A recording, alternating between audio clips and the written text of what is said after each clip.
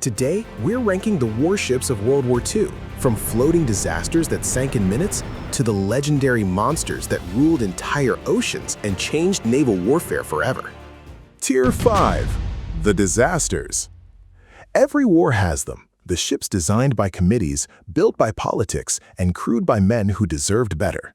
Welcome to the bottom of our list. 19. French battleship Richelieu's sister, Jean Bart. This ship limped through the entire war with only one of its 2 turrets operational. When American warships shelled it during the Allied invasion of North Africa in 1942, Jean Bart, despite being incomplete, actually returned fire from the harbor. You have to respect the audacity. But an incomplete battleship fighting from a stationary position is not exactly a glowing resume. It spent most of the war doing exactly nothing. 18. Italian battleship Caio Duilio and her class of older Italian dreadnoughts. Italy spent enormous resources modernizing these old World War I relics. New engines, new guns, better armor, millions of lira, hundreds of man-hours. And in November 1940, the British Royal Navy launched 21 Swordfish biplanes, planes that were already outdated when the war started. And in a single night at Taranto, they put half the Italian fleet out of action. The lesson? It doesn't matter how good your ship is if you don't control the air above it. 17. Pocket battleships, the Deutschland class. Now, these weren't badly built. Germany was clever. They designed these ships to be too fast for battleships and too heavily armed for cruisers. In theory, perfect commerce raiders. In practice, when the war started, Hitler was so terrified of losing them as propaganda assets that he kept them on an impossibly short leash. One of them, the Admiral Graf Spee, was hunted down by 3 British cruisers at the Battle of the River Plate. Rather than fight his way out, the captain scuttled his own ship outside Montevideo Harbor, in front of the world's press. That image, a supposedly fearsome German warship blowing itself up, was a propaganda disaster Berlin never recovered from.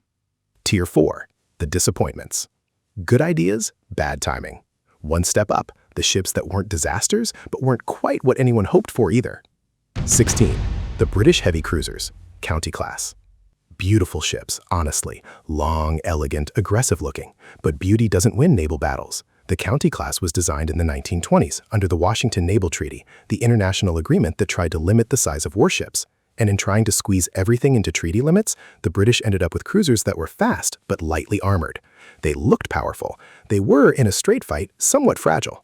Several of them were sunk by Japanese aircraft in the Indian Ocean in 1942, catching their crews almost completely off guard during what became known as the Easter Sunday Raid. It was a brutal lesson. 15. The USS Indianapolis. This one hits differently.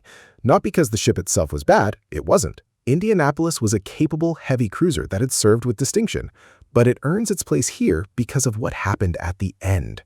In July 1945, after secretly delivering the components of the first atomic bomb, the Indianapolis was torpedoed by a Japanese submarine and sank in 12 minutes. Due to a catastrophic failure of communication and procedure, no one came looking for 4 days.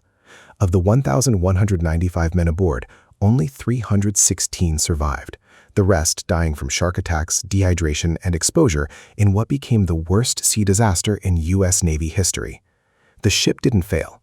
The system that was supposed to protect its crew did. 14. The British and American destroyer classes, early war. Destroyers were the workhorses of every navy, fast, nimble, multi-purpose. But early war destroyer design was all over the place. American Gleaves and Benson-class destroyers were fine ships, but they were being asked to do submarine hunting, convoy escort, surface combat, and shore bombardment all at once with equipment that wasn't yet up to the task. They learned fast. But early in the war, in the Atlantic especially, those lessons were paid for in blood. Tier 3. The workhorses. The ships that actually won the war. Here's where we get to something interesting. The ships most people forget about. Because they were never glamorous, never had iconic names, never made the newsreels. But strip them out of the war? The Allies lose. Simple as that. 13. The Flower-class corvette. Imagine you're a sailor in the North Atlantic. It's 1942. The ocean is trying to kill you, not figuratively, literally. 20-foot waves, temperatures that kill a man in the water in under 15 minutes. And somewhere underneath you, a German U-boat is lining up a torpedo. Your protector is an 800-ton ship, smaller than many modern ferries, originally designed for coastal patrol, now doing transatlantic convoy escort in the worst ocean in the world. The Flower-class corvettes were, by most objective measures, uncomfortable, cramped, and perpetually seasick-inducing little ships. Their crews nicknamed them the ships that make you wish you were dead. But they saved the Atlantic convoys. Without those convoys, Britain starves. Britain starves. The war is over. Whatever their faults, the Flower-class corvettes may have done more to win the Second World War than any battleship ever built. 12. The Fletcher-class destroyers, United States Navy. Now we're talking. The Fletcher class was America doing what America does, taking a good idea and building it 175 times. These were fast, tough, well-armed, and versatile beyond anything their designers dreamed of. They hunted submarines in the Atlantic, escorted carriers in the Pacific, provided shore bombardment at every major island assault, and got into gun battles with Japanese destroyers in the confined waters of the Solomon Islands at night, and usually won. The Battle of Cape St. George, the Battle of Vella Gulf, again and again, Fletcher-class destroyers showed up, fought hard, and came home. For pure tactical effectiveness across the whole war, they might be the most important class of warship the United States produced. 11. The Gato and Balao-class submarines, U.S. Navy. The most underrated ships of the entire Pacific War. While Midway and Leyte Gulf get the headlines, American submarines were quietly strangling Japan to death. Japan was an island nation, entirely dependent on imports. Oil, food, metal, rubber, all of it came by ship. And U.S. submarines operating in wolf packs across the Pacific systematically hunted down that merchant fleet. By 1944, Japanese ships were terrified to leave port. By 1945, Japan was running out of everything: fuel, food, the ability to make war. The submarines didn't win the Pacific War, but they made winning it possible, and at enormous personal cost. Submarine service had the highest casualty rate of any branch of the United States military. Tier 2. The Legends. Ships that changed the war. Now we're into the names that echo through history. Ships that didn't just fight, they changed something. A battle, a strategy, a war. 10. The Bismarck, Germany. You cannot tell the story of naval warfare in World War II without the Bismarck. And here's what makes it so compelling. It was at sea for less than 9 days. Germany launched Bismarck in 1940, 50,000 tons, 8 15-inch guns, the most powerful ship in the Atlantic. The plan was to unleash it on British convoys, a single ship that could outrun anything that could hurt it and destroy anything it could catch. On May 24, 1941, in the Denmark Strait, Bismarck and the heavy cruiser Prince Eugen encountered HMS Hood, the pride of the Royal Navy, and the battleship Prince of Wales. The action lasted 8 minutes. A Bismarck shell struck Hood's magazine. Hood exploded. Of 1,418 men, 3 survived. The entire Royal Navy went hunting. It took the combined force of 2 battleships, 2 cruisers, a carrier, and over 550 aircraft to finally stop the Bismarck 3 days later. She went down fighting, guns still firing, flags still flying. The Bismarck's legacy wasn't in what it accomplished, it was in what it proved, that the era of the battleship was over. One ship, no matter how powerful, could not survive in a world where aircraft carriers existed. Britain had lost Hood, but it had also destroyed the entire German surface strategy in a single chase. 9. The USS Enterprise, CV-6. The Big E. No ship in the U.S. Navy has more battle stars. Coral Sea, Midway, Eastern Solomons, Santa Cruz, Guadalcanal, Philippine Sea, Leyte Gulf. Enterprise was at almost every major naval battle in the Pacific and somehow, through luck, skill, and extraordinary damage control, survived them all. At the Battle of Santa Cruz in 1942, with the Hornet sinking beside her, Enterprise was the only operational American carrier in the Pacific, one ship standing between Japan and total control of the ocean. She absorbed bomb hits, kept her flight deck operational, and flew her aircraft anyway. The Japanese listed her as sunk 3 times. They were wrong 3 times. 8. The Yamato, Japan. The Yamato was, by every engineering measure, the most powerful battleship ever built. 263 meters long, 72,000 tons fully loaded, 9 18-inch guns, the largest ever fitted to a warship. Each shell weighed as much as a small car, and it achieved almost nothing. That's not a criticism of the ship itself. It's a commentary on how completely the world had changed. Yamato spent most of the war at anchor in Japanese harbors.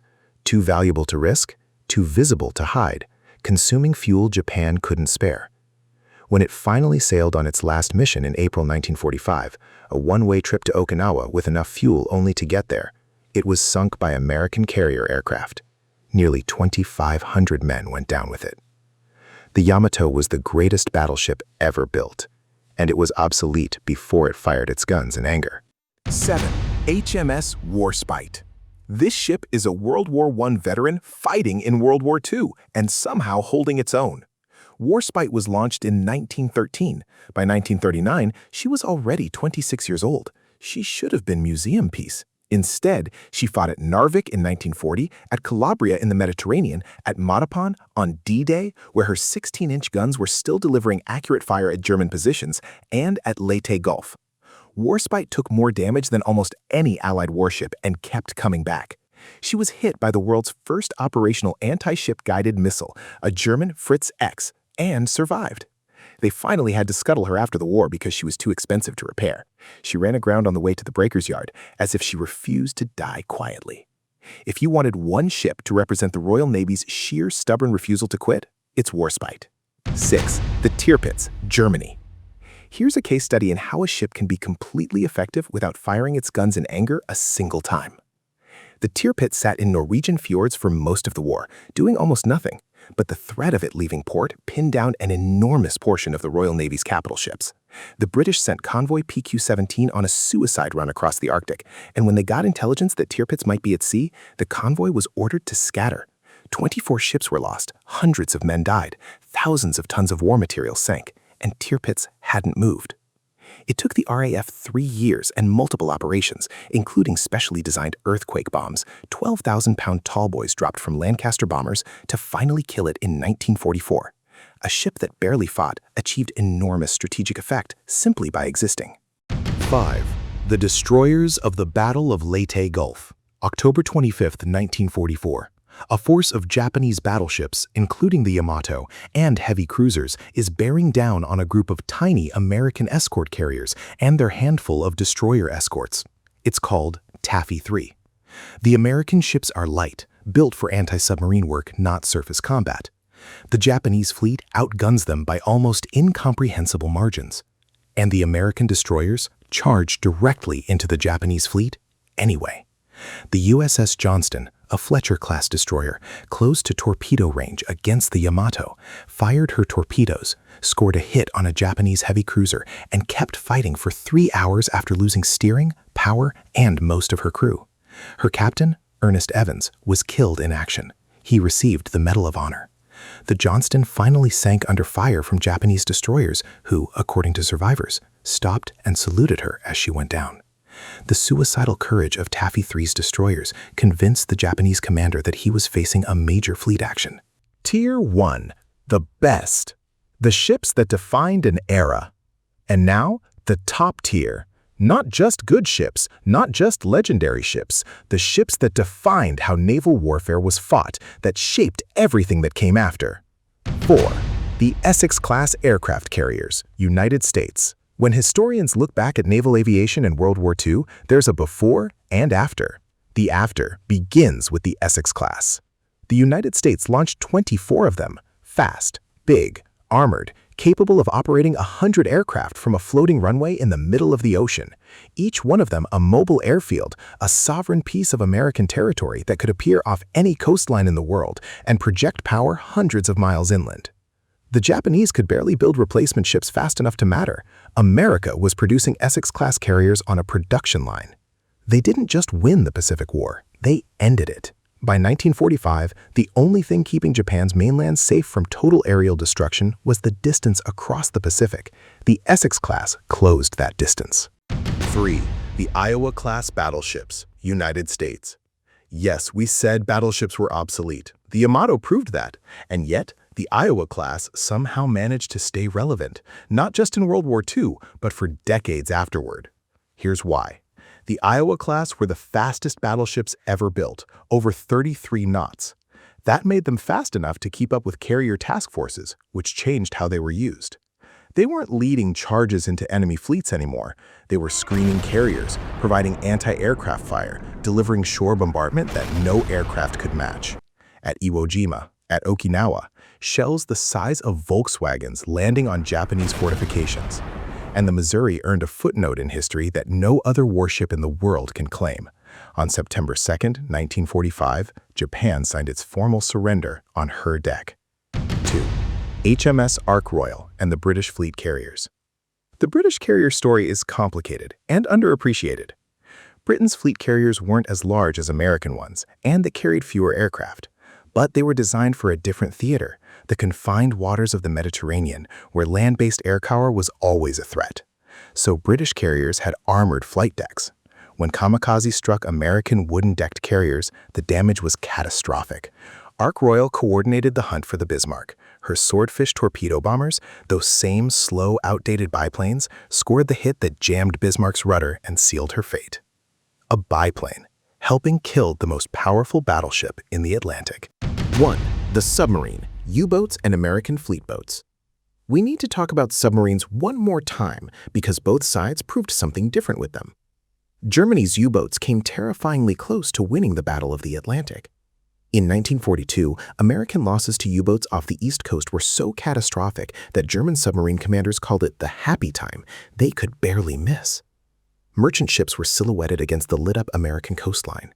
Tankers burned within sight of beach resorts. It was a massacre. Germany built 1,162 U-boats. Long-range aircraft, hunter-killer groups, eventually turned the tide. U-boat service became a death sentence. 3/4 of all U-boat crews were killed. But the campaign proved something that changed warfare forever. A nation can be starved to death from underwater. American submarines confirmed it from the Pacific side. Japan never solved the problem. Germany almost did. If you liked this video, I'm sure you'll like this one too. Subscribe if you enjoyed this video. Our channel is small, so we are replying every comment below. Comment any suggestion for future videos. Thanks for watching.